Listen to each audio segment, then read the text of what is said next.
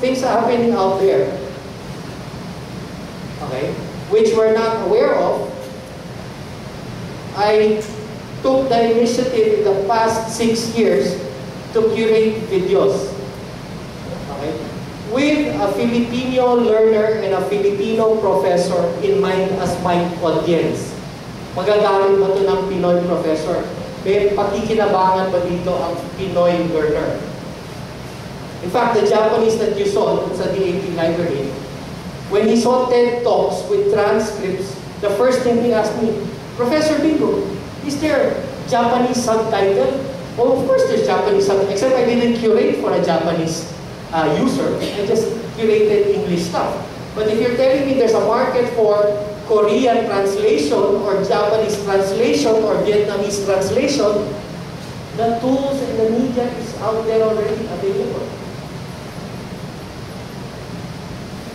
Okay? So this morning, I wish I could share more, but this is really the so-called perpetual beta. Hindi matatapos to. We're beginning a journey. Okay? Just to give you context, these 120 professors, my big compilation is already running 2,500 videos. Okay? In terms of runtime hours of those 2,500 videos, that's equivalent to 1,000 hours of continuous viewing.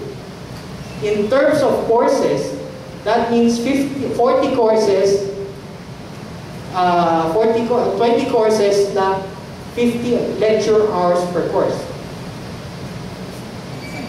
1 cent. Okay? So, that is not the only compilation or curation that will happen.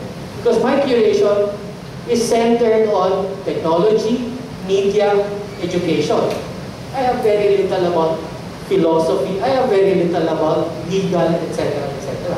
That is for somebody else to curate.